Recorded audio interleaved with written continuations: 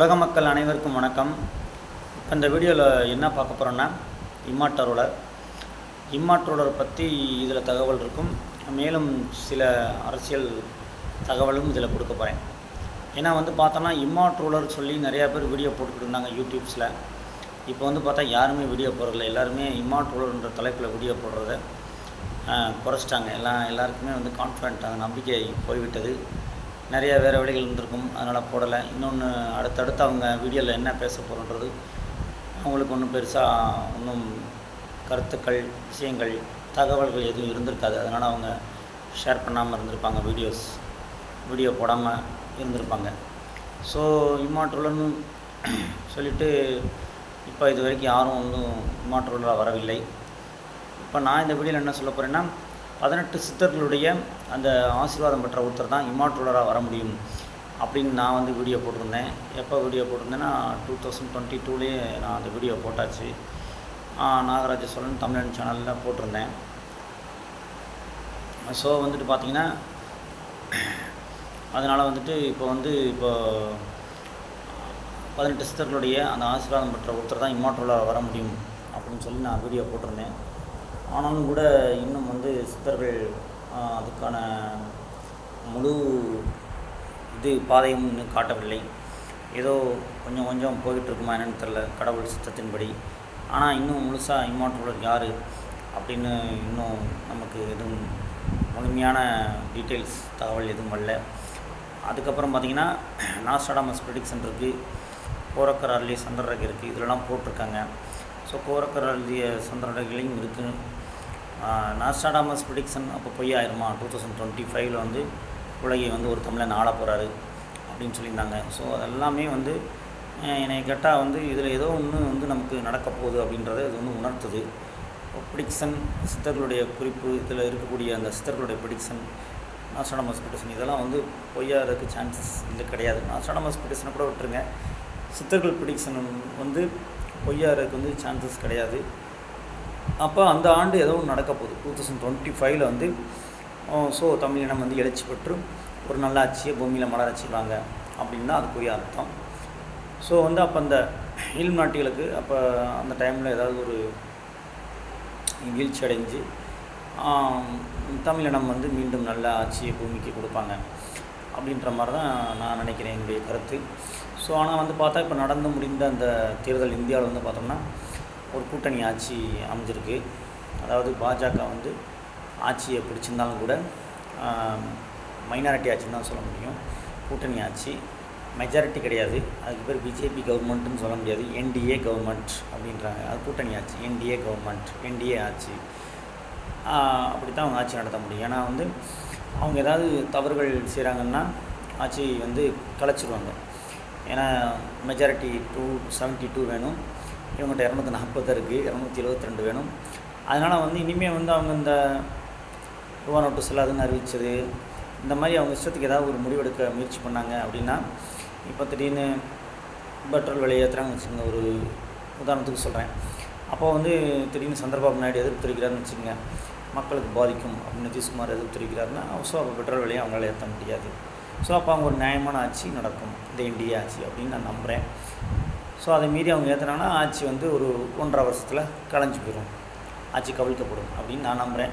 கூட இருக்கிறவங்க நல்லபடியாக விலைவாசிலாம் ஏற விடாமல் பார்த்துக்குங்க அப்படின்னு நான் சொல்லிக்கிறேன். இன்னொன்று அவங்க இல்நாட்டியோட பேச்சை கேட்டுக்கிட்டு ஏதாவது இது பண்ண நினச்சாங்கன்னா, மக்களுக்கு கெடுதல் பண்ண நினச்சாங்க, இந்திய மக்களுக்கு கெடுதல் பண்ண நினச்சாங்கன்னா ஆட்சி கலைக்கிறதுக்கு இறைவனே ஏற்பாடு பண்ணுவார். ஏன்னா நான் தான் சொல்லியிருந்தேன், 2025ல் இம்மாற்றோலர் தான் உலகத்தை ஆள போகிறான்னு போட்டிருக்கு. ஸோ இப்போ வந்திருக்க கவர்மெண்ட்டு தொங்கு பாராளுமன்றத்தில் தான் வந்திருக்கு. ஸோ ஆட்சியை கலைக்கிறதுக்கும் வசதியாக தான் இருக்குது. என்னடா இப்போ தான் பதவி ஏற்றிருக்காரு, 7:15க்கு நீங்கள் நைட்டு இப்படி வீடியோ போடுறீங்க, ஆட்சியை கவிழ்க்கப்படும் அப்படின்னு சொல்கிறீங்க அப்படின்னு சொல்லி நிறையா பேர் கேட்கலாம். நான் என்ன சொல்ல வரேன்னா, ஆட்சி நல்லபடியாக நடந்துக்கிட்டே இருக்கட்டும். ஆனால் ஏதாவது பிரச்சனை வந்தால் கூட்டணி கட்சிக்காரங்களே கவுத்திடுவாங்க. அவங்கள கேட்காம ஒரு முடிவு எடுத்தாங்கன்னா அவங்களே ஆட்சியை கலைச்சி விட்ருவாங்க. அது ஒரு பக்கம். இன்னொன்று பார்த்தோம்னா 2025ல் 2025 இறுதியில் ப்ரொடெக்ஷன் இந்த மாதிரிலாம் இருக்கு இல்லையா. ஸோ என்ன வேணால் நடக்கலாம். அதனால் இப்போ நம்ம பதவியில் போய் உட்காரும்போது கூட மோடி வரும்போது பிரைட்னஸாக வந்தார். ஆனால் உட்காரும்போது கொஞ்சம் பிரைட்னஸாக தான் உட்காந்தாரு. இடையிலே கொஞ்சம் அவருடைய ஃபேஸ்லாம் கொஞ்சம் டல் அடிச்சிருச்சு. ஏன்னா வந்து இருந்த மாதிரி அவங்க வந்து ஒரு 300 எம்பி 350 எம்பி 400 எம்பிலாம் அவங்கள்ட்ட கிடையாது. வெறும் 240 எம்பி தான். ஸோ அதனால் வந்துட்டு அவங்களால வந்து முழுமையாக அந்த ஆட்சியை முடிக்க முடியுமான்றது ஒரு சந்தேகம்தான். அவங்க வந்து இஷ்டத்துக்கு முடிவெடுக்க முடியாது. ஏதாவது இது பண்ணணும்னு நினச்சாங்க, சட்டத்தை நிறைவேற்றணும்னு நினச்சாங்கன்னா அது எல்லாருடைய ஆதரவையும் அவங்க பெற வேண்டும். அப்படி இல்லைன்னா அவங்க வந்து ஆட்சி இலக்கு நேரிடும். இதுதான் உண்மை. அதே மாதிரி வந்து பார்த்திங்கன்னா இம்மார்டல் பற்றி நான் என்ன தகவல் சொல்ல போகிறேன்னா, அதான் நான் இப்போ சொன்னது ஆரம்பத்தில். 2025 பிறக்கட்டும். பிறந்தவொடனே சித்தர்கள் வந்து என்ன பாதையை காட்டுறாங்கன்றதை நம்ம வந்து நல்லா யோசிக்கணும். ஸோ இம்மார்டலர் வந்து யாருன்றது நம்ம இது பண்ணணும். சித்தர்கள் காட்டுவாங்க. சிவன், முருகன் தமிழ் கடவுள், கிருஷ்ணர் தமிழ் கடவுள். ஸோ அவங்க தான் காட்டுவாங்க. சிவன் காட்டுவார், 18 சித்தர்கள் காட்டுவாங்க, முருகன் நல்ல பாதையை காட்டுவார் அப்படின்னு நான் நம்புகிறேன். ஸோ அந்த இம்மார்டலர் வந்து யார் என்ன ஏதுன்றதை பொறுத்திருந்து பாருங்கள். ஏன்னா இம்மார்டலர் வீடியோ போட்டவங்க எல்லாருமே இப்போ யாருமே அதிகமாக வீடியோவே போடுறதில்ல. நானும் இப்போ ஒரு 15 டேஸாக பார்த்துட்டேன், 15 நாளாக யாருமே இம்மார்டலர்ன்ற தலைப்பில் வீடியோவே போட மாட்டேங்கிறாங்க. நான் தான் தொடர்ந்து வீடியோ போட்டுருக்கேன். அப்புறம் இன்னொன்று பார்த்திங்கன்னா, இம்மார்டலர் ஒருத்தர் வரணும்னா அது வந்து பார்க்கணும், பொறுத்துன்னு தான் பார்க்கணும். என்கிட்டயே நிறையா பேர் ஒருத்தரெலாம் நேரில் கூட கேட்டார், இம்மார்டலர் எப்போ வருவார் அப்படின்ற மாதிரிலாம் என்கிட்ட கேட்டாங்க. நான் சொன்னேன், அதுக்கு கடவுளர்கள் தான் நல்ல பாதையை காட்டணும், சித்தர்கள், சிவன் இவங்க தான் நல்ல பாதையை காட்டணும். இன்னொன்று வந்து நான் வந்துட்டு இப்போ வந்து நாகராஜ சோழன் தமிழன் சேனலில் சொல்லியிருந்தேன், உலக இளப்புறான் தமிழன்ற வீடியோ போடும்போது சொல்லியிருந்தேன். அதோட பார்ட் 6 வீடியோ எடுத்து பார்த்திங்கன்னா தெரியும், நான் தான் இம்மார்டலர் அப்படின்னு சொல்லியிருந்தேன். ஆனால் வந்து நம்ம வந்து அதை வந்து நம்ம வந்து எப்படின்னா, நம்ம வந்து ஒரு சும்மா ஒரு இதில் சொல்கிறோம். ஆனால் வந்துட்டு சித்தர்கள் தான் சொல்லணும், அதுக்கான பாதையை காட்டணும். சித்தர்கள் பாதையை காட்டணும். அறநெறியில் ஒருத்தர் வந்து மக்களுக்கு வந்து ஒரு நல்ல பாதையை காட்டுறாருன்னா, அவர் வந்து அறநெறியில் உலக மக்களுக்கு ஒரு நல்ல பாதையை காட்டுறாருன்னா அவர் வந்து ஒரு இம்மார்டலராக இருக்க முடியும் அப்படின்னு நினைக்கிறேன். அதான் என்னுடைய கருத்து. அதே மாதிரி வந்து பார்த்திங்கன்னா, இன்னும் சில விஷயங்கள் என்கிட்ட இருக்குது.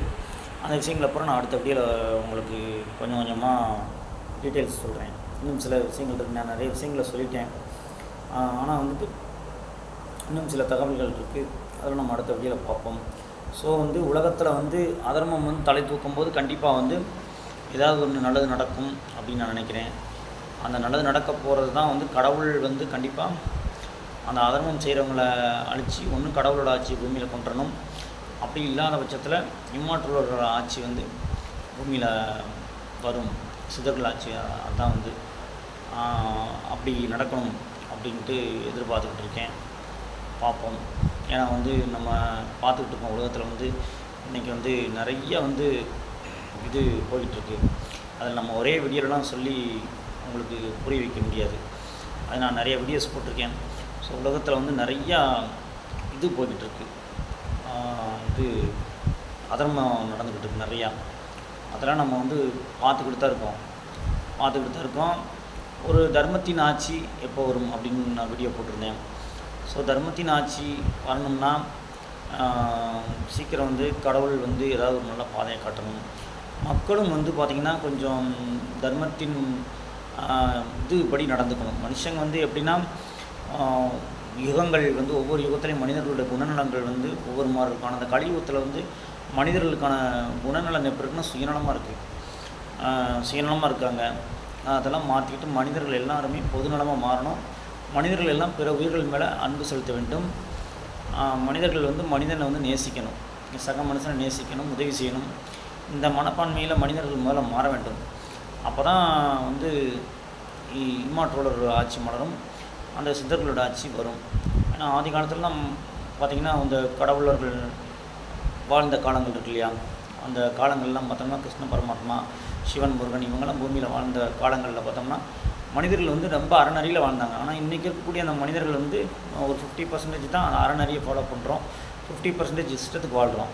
ஸோ அதெல்லாம் நம்ம மாற்றிக்கிட்டோம்னா ரொம்ப நல்லது நடக்கும் இந்த உலகத்துக்கு. அதை எல்லோரும் ஃபஸ்ட்டு மாற்றிக்கிட்டிங்கன்னா நீங்கள் அறநறியில் மாற ஆரம்பிச்சிட்டிங்கன்னா, மக்களுடைய குணநலங்கள் மாறிடுச்சுன்னா கடவுள் ஆட்சி பூமியில் சீக்கிரம் மலரும். அடுத்த வீடியோவில் சந்திப்போம் மக்களே. நன்றி.